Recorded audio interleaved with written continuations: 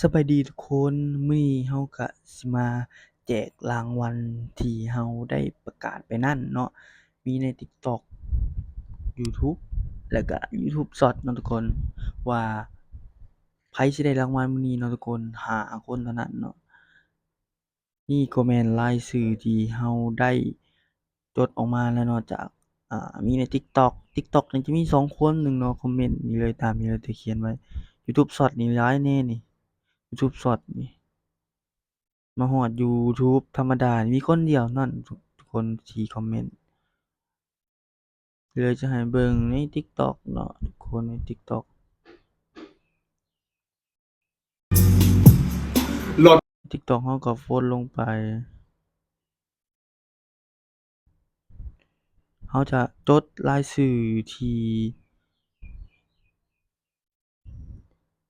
แถม ID Free Fire มานำเนาะทุกคน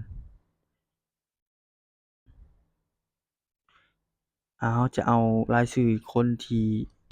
เอาใส่ ID Free Fire ทั้งหลังในคอมเมนต์แล้วก็ใส่ ID Free Fire ทั้งหลังเนาะเพราะว่าเราจะสุ่มผู้โชคดีแล้วก็แจกเลยนะทุกคนในยูทูบก็เช่นเดียวกัน ในสองในยูทูบน่าจะใส่อยู่ยูทูบ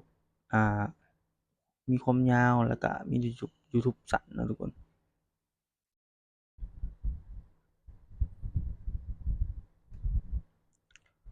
นี่ตัวนี้เราโพสต์ลงนั้นตัวนี้ก็มีคนคอมเมนต์บ่หลายปานใดนี่ล่ะมีคนเดียวนี่คอมเมนต์ต่อมาก็จะเป็นยูทูบช็อตนี่ก็หลายคนเติบ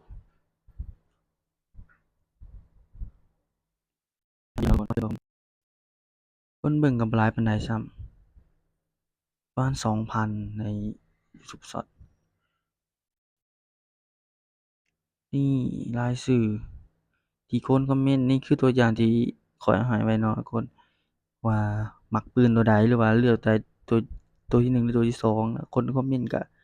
ประมาณนี้แล้วก็ที่เป็น DV5 ไว้ข้างล่างนะทุกคน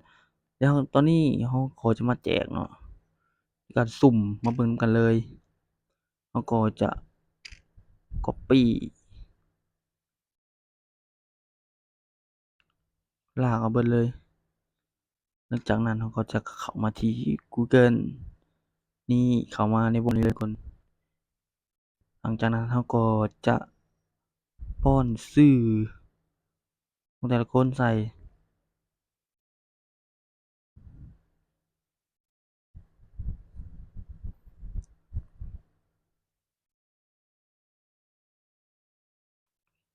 คลิกเอา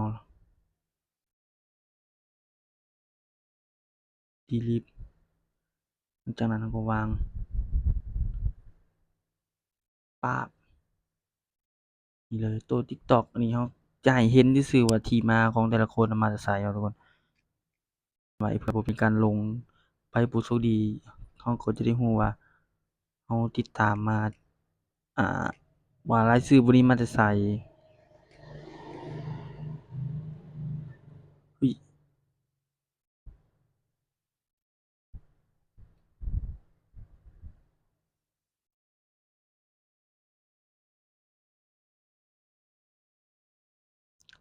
ชื่อข้างหน้าก็จะเป็นชื่อชื่อในยูทูบแต่เราก็บ่ได้เขียนเบิดอุ๊ยเดี๋ยวๆๆอุ๊ยมันล้วนว่ะแต่บ่เป็นหยังเดี๋ยวเราจื้ออยู่เราก็จะเขียนมั่วๆไปก่อนโทรศัพท์จำหลายมันจะล้วนนะทุกคนปึ๊บนี่เลย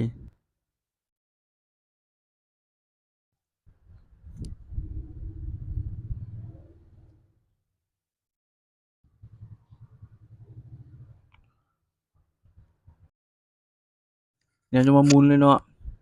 ผู้ที่หนึ่งไผเป็นผู้โชคดีกดเลยป๊าบ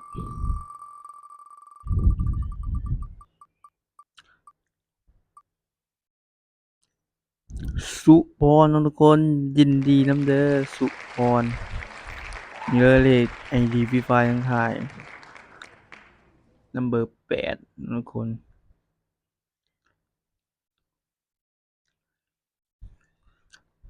ผู้ที่1ปึ๊บผู้ที่2เขาจะลบผู้ใดออกก่อนเบอร์8นี่เขาจะลบออกถ้าไผได้มันจะลบออกนี่อัตโนมัติเลยนะทุกคนผู้ที่2มาลุ้นกันเลยว่าจะแม่นไผ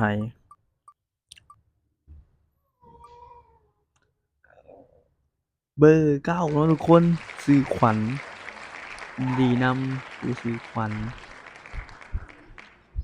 คนที่2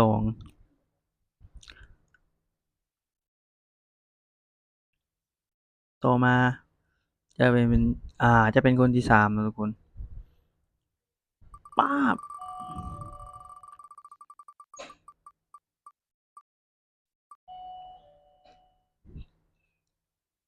คาสิเดชโอ้ยินดีนำเด้อคนที่3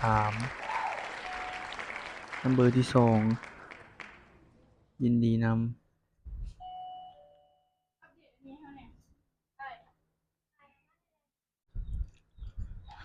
เดี๋ยวมาต่อกันเลยผู้ที่4นะทุกคนว่าไผเป็นผู้โชคดี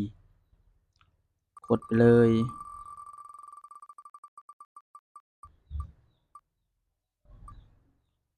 นำเบอร์ที่12เนาะทุกคนยินดีนำเด้อนำเบอร์ที่12ได้รางวัลจากทางเราไป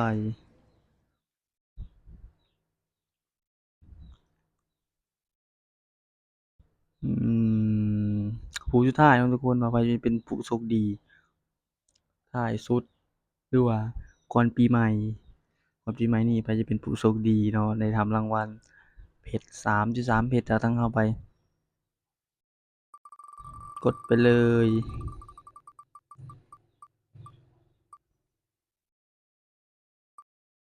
นำเบอร์ที่3ทุกคนโอ้ยินดีนะนำเบอร์ที่3นำเบอร์ที่3เฮ้ยตอนนี้เราก็ได้ครบแล้วทุกคน5คนที่เราได้สุ่มแจกเราจะเฮ็ดคลิปแบบนี้ออกมาเนาะทุกคนคลิปแบบนี้ออกมาตลอดเลยเราจะเฮ็ดมีทุกคนกดติดตามไว้เลยและคอมเมนต์ใส่ ID เจ้าของไว้และข้อยเองจะมาสุ่มแบบนี้แต่ละทิศเนาะทุกคนสำหรับไผสาย P บ่จกตาแน่นอนทุกคนเดี๋ยววันนี้เราก็จะมาเป็นขั้นตอนในการเติมเกมให้ผู้ที่ชนะเนาะทุกคน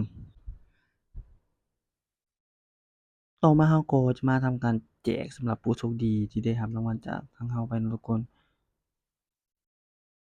กดเลขรหัส ID ผู้โชคดีไปเลย11336182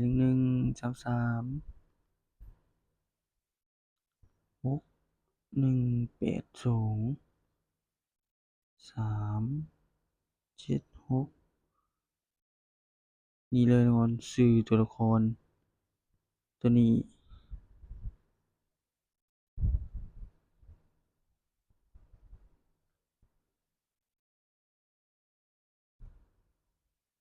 กดใส่ราคากดยืนยันนี่เลย33เพชรเนาะทุกคนกดใส่เงินยืนยันการชำระป๊าบเรียบร้อยเนาะทุกคนไปแล้วคนหนึ่ง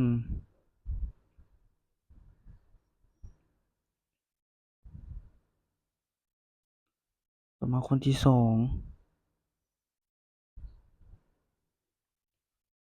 ก็เปลี่ยนรหัส2579314314โอ้ชื่อสุติกานี่เนาะทุกคนชื่อ Free Fire เพิ่นกดใส่ราคาตัวนี้เป็นคนที่2เนาะทุกคนผู้โชคดีกดดำเนินการแล้วกดไปที่เงินกดไปยืนยัน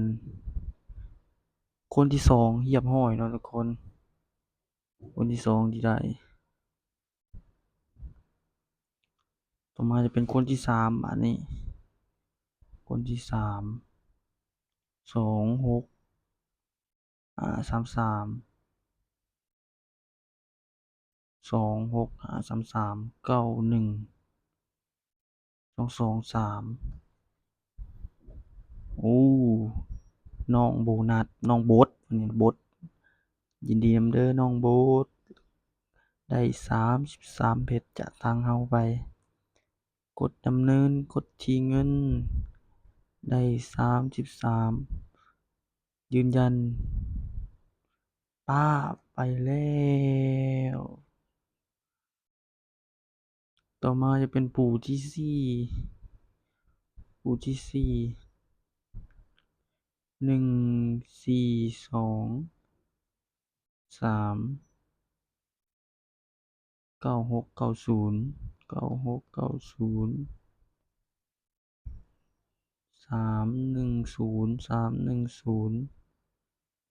กดสอบโอ้สื่อ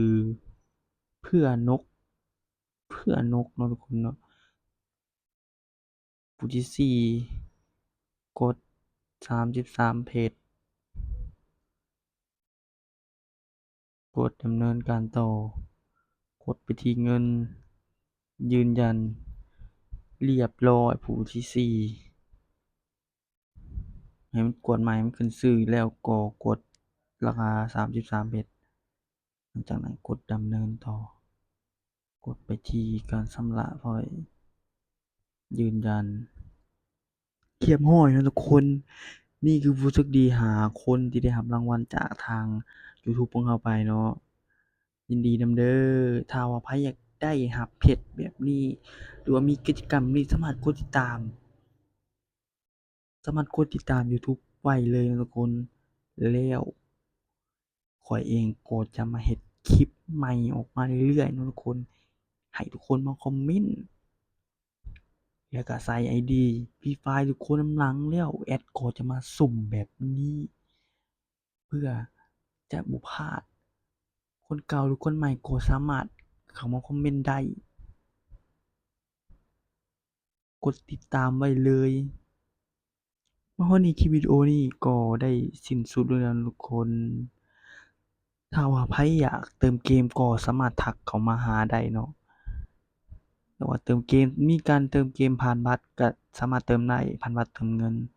และหรือว่าไผต้องการอยากซื้อซิมที่ลงทะเบียนแล้วสำหรับรักเก่า